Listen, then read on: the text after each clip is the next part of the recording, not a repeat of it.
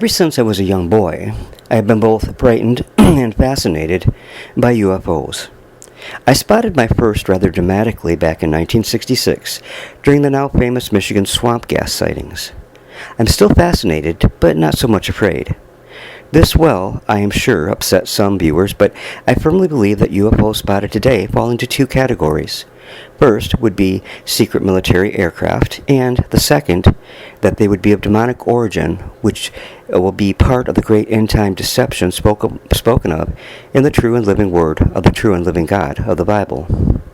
Having said that, I want to present to you what might be America's oldest documented UFO incident, which took place back in 1639. Now, this account, I believe, could have a very down-to-earth explanation. Please see my video here on YouTube titled The Tuttle Marsh Lights. It reminds me of these very old sightings I'm about to describe to you. Anyways, enough from me. Let's take a hop back to 1639 and a very interesting encounter with both the enigmatic and unusual. In March 1639, America's first recorded UFO was sighted late one night over the Charles River in Boston, Massachusetts. Lights sped back and forth across the Charles River from Backfens to Charleston, and Governor John Winthrop made an entry in his journal regarding this strange event. This account was later published in the Journal of John Winthrop, 1630 to 1649. The witness and incident were described as follows. One night in March of 1638 or 1639, James Everell, a sober, discreet man, and two companions boarded a little boat and set out for a trip on the muddy river in Boston. They had been moving downstream for about a mile when the night's mysterious events began. The three men were suddenly confronted with the appearance of a huge, bright light hovering in the sky. The light flamed up as it hovered and appeared to be about 3 yards square. As they watched, the light contracted into the figure of a swine and moved swift as an arrow in the direction of Charleston, later Charlestown. For 2 or 3 hours, the unidentified light moved back and forth in the sky between Everell's location and Charlton. When the light finally disappeared, the men noticed to their dismay that they had somehow been carried against the tide back to the place where they had started their trip.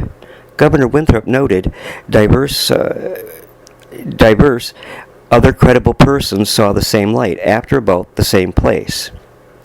Governor Winthrop appears to have been puzzled by the occurrence, devoting no less than 2 separate notes about it in the index of his history. The first merely gives a lengthy rendering of the sobriety and piety of the primary witness, James Everell, and another detailed note speculating whether the sighting was due to demonic influences or was ghost lights or will-o'-the-wisps, which was an early version of swamp gas. It's worth noting that the figure in the sky appeared to turn into the figure of a swine. Everell was a leather dresser, meaning he worked with the hides of animals, tanned them, and turned them into leather goods. The swine or pig was the only shape in his mind that he could relate to. As far as legs of the swine, it's possible that these were struts or perhaps landing gear of a craft.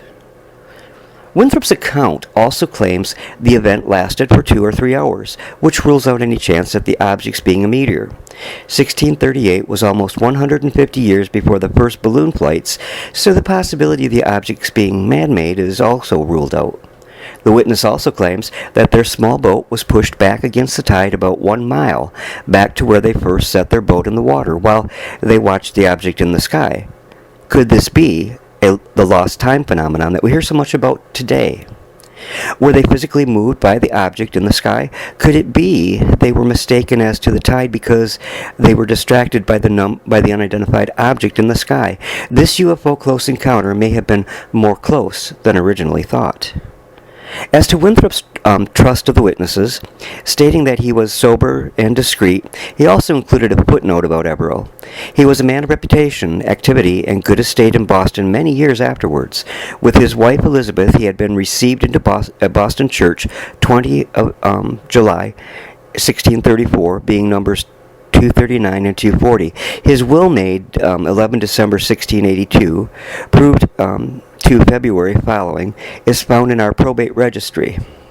The following footnote about this sighting was added in the 1825 edition of Winthrop's Journal. This account of an igneous fatus, pale light over marshy ground, may easily be believed on the testimony less respectable than that which was adduced. Some operation of the devil, or other power beyond the customary agents of nature, was probably imagined by the relators and hearers of that age, and the wonder of being carried a mile against the tide became important corroboration of the imagination. Perhaps they were wafted carried lightly during the 2 or 3 hours of astonishment for so moderate a distance by the wind. But if this suggestion be rejected, we might suppose that the eddy whirlpool flowing all ways in our rivers, contrary to the tide in the channel, rather than the meteor, carried the lighter craft back. Now, the area of Muddy River where the UFO was probably sighted is located at Back Bay Fens opposite Cambridge, Massachusetts, and diagonally across from Charleston. Back Bay wasn't filled in at the time, and a large area of open water existed in the river that was then called Broad Bay. The distance to Charleston would have been more than 2 miles. The Charles River, prior to being dammed, had great tidal flow and would drain much of the Back Bay each day and then replenish it. Muddy River likely had a larger volume of water flowing through it in 1639, but it is unlikely that the great eddy existed near its mouth. Thus it is unusual for witnesses to assert that they were unmoved by the tidal flow for more than 2 hours. Muddy River, the hamlet, eventually became the separate town of Brookline. Pigs and other cattle were stored there during summer while corn was growing in Boston. It is safe to deduce that the UFO witnesses had been or had seen or heard swine on the same day they observed the great lights. Thus the lights resembled a common animal, making it probable they saw igneous fatus mirage phenomena in the darkness. In any case, the event was observed by many people and noteworthy enough for the Puritan governor to document in his private journal. It's also interesting that Winthrop, an overtly religious man, would summarily dismiss any supernatural origins to the story he heard. Perhaps a glowing flying pig didn't fit into his understanding of Scripture, so his thoughts didn't go in that direction. Besides the 1 paragraph and 2 footnotes, Winthrop writes nothing more on the subject of North America's first UFO sightings and possibly alien abduction. John Winthrop, Esquire, 1588 to 1649, has the distinction of being the first elected governor of the Massachusetts Bay Colony. Winthrop was an English Puritan who sought religious refuge in the New World.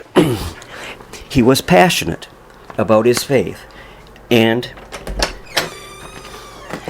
he believed God would punish England for not expunging any remaining traces of Roman Catholicism from the Church of England. It's important to note Winthrop's belief because it's possible he may interpret any out-of-the-ordinary events as being religious in nature.